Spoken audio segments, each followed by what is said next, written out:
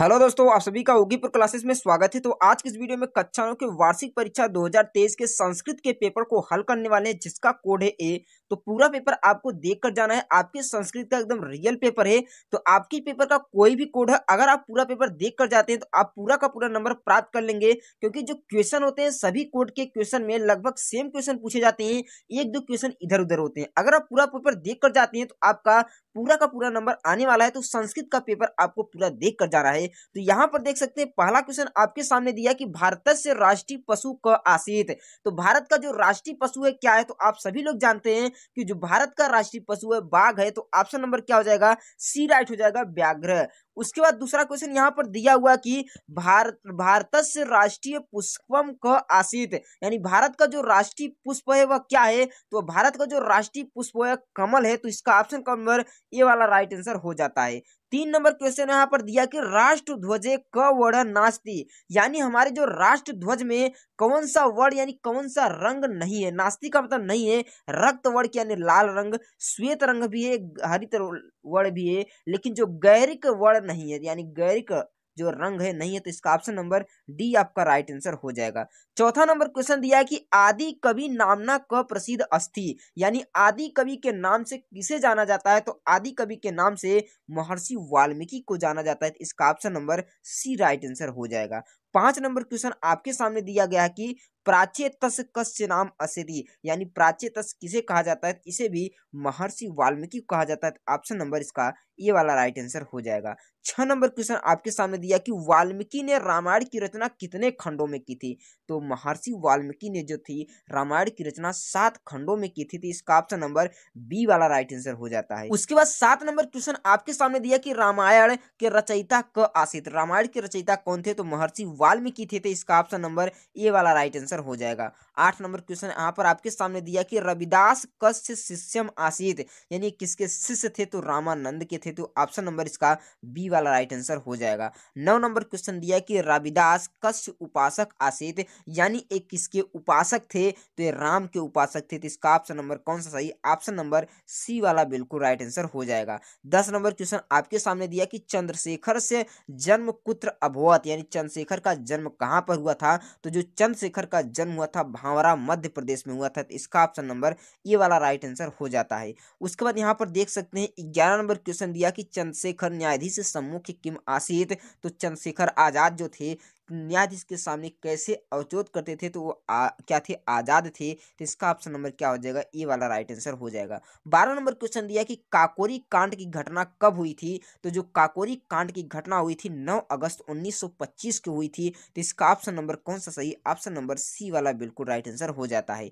13 number question दिया कि माहेश्वर सूत्रों की संख्या कितनी है? तो जो माहेश्वर सूत्रों की संख्या है वह 14 है। कितना है? 14 है। तो इसका ऑप्शन नंबर कौन सा सही? ऑप्शन नंबर बी वाला बिल्कुल राइट आंसर हो जाता है। 14 नंबर क्वेश्चन दिया कि जिन वर्णों के उच्चारण में एक मात्रा समय लगता है, यानी जिन वर्णों के उच्चारण में एक मात्रा का समय लगता है, ये वर्ण क्या कहलाते हैं? तो ये वर्ण जो होते हैं ह्रस्व स्वर कहलाते हैं। तो इसका ऑप्शन नंबर डी वाला बिल्कुल राइट आंसर हो जाता है। तो यहाँ पर देख सकते हैं कितने सरल और कितने इंपॉर्टेंट क्वेश्चन दिए हुए हैं। तो सभी क्वेश्चन आपको अच्छी तरह से याद करके जाना है। तो यहाँ पर देख सकते हैं 15 नंबर क्वेश्चन यहाँ पर दिया कि स वर्ण का उच्चारण किस स्थान से होता है? तो जो स यानी ख वर्ण का उच्चारण है वो मूर्धा से होता है। तो इसका option number A right answer हो जाता है। 16 नंबर क्वेश्चन आपके सामने दिया कि विद्यालय में कौन सी संधि है? तो विद्याधन आलय, विद्यालय में दीर्घ संधि होता है। तो कौन सा सही? ऑप्शन नंबर इसका ए वाला राइट आंसर हो जाता है। उसके बाद हिमालय में कौन सी संधि? हिमधन आलय, इसका होता है हिमालय, हिमधन आलय बराबर हिमालय। तो ऑप्शन नंबर इसका बी वाला राइट आंसर हो जाएगा।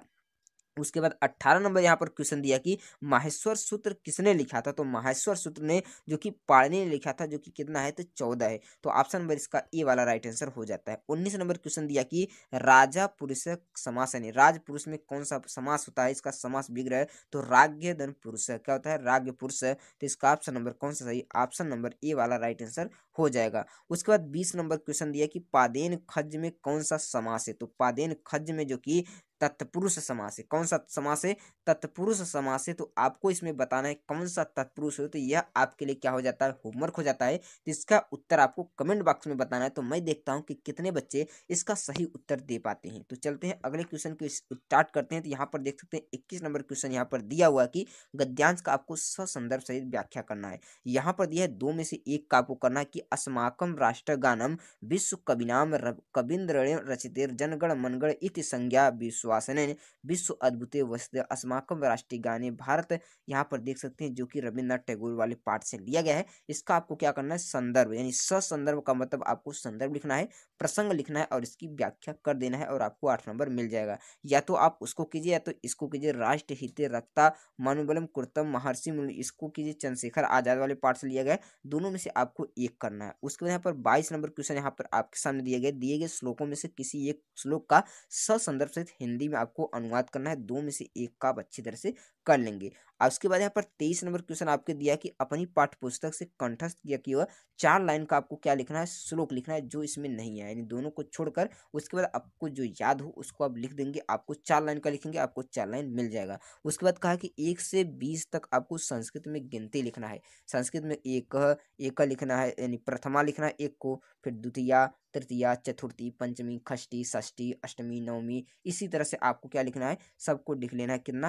आप कहाँ तक? 20 तक लिखना है। उसके बाद कहा कि पठ धातु का लट लकार तीनों वचन लिखना है। राम रूप, कहा कि राम का रूप 8 विभक्ति का वचन लिखना है, यानी जिन वक्त को अनुवाद आपको करना, वह जाता है, वह खाता है, वे दोनों पुस्तक पढ़ते हैं, वे सब पढ़ते हैं, मैं पढ़ता हूँ। इसका क्या करना है? आपको अनुवाद अच्छी तरह से कर लेना है। उसके बाद 28 नंबर क्वेश्चन दिया कि हमारे राष्ट्रीय गान की रचना किसने की थी? रविन्द्रनाथ टैगोर ने की थी, इसको भी लिखना है। चंद्रशेखर आजाद के प्रारंभिक जीवन के बारे में लिखना है। अहम जलम पिवाम रेखांकित का आपको व्याख्या करना है। गलवम केंद्र इसका प्रत्यय लिखना है। और इन सभी क्वेश्चनों को आपको अच्छी तरह से हल कर लेना है। तो इन सभी क्वेश्चनों को आप अच्छी तरह से देख लीजिए और पूरे क्वेश्चन को पढ़ेंगे और इसको अच्छी तरह से हल करेंगे तो आप 70 में से 70 नंबर पूरा का पूरा नंबर प्राप्त कर लेंगे। अगर आपके पेपर का कोड सेम ये वाला रहता है तो यही पूरा का पूरा प्रश्न आएगा। अगर कोड चेंज रहता है तो पूरा पेपर देख कर जाएंगे तो आपको इसका फायदा ही होने वाला है। अगर पूरा पेपर हल करते हैं तो आप पूरा का पूरा नंबर अच्छी तरह से प्राप्त कर पाएंगे, क्योंकि जितना आप स्टडी करेंगे, जितना आप प्रैक्टिस करेंगे, उतना ही आप में निखार आएगा, उतना ही आप अच्छा से अच्छा नंबर प्राप्त कर पाएंगे। तो आई होप फ्रेंड ये वीडियो आपको पसंद आई होगी। अगर वीडियो पसंद है तो वीडियो को लाइक कर दीजिएगा। चैनल पर नहीं तो चैनल को सब्सक्राइब जरूर कीजिएगा। अब मिलता हूँ एक नए और इंटरेस्टिंग पेपर के साथ, तब तक के लिए जय हिंद, वंदे मातरम।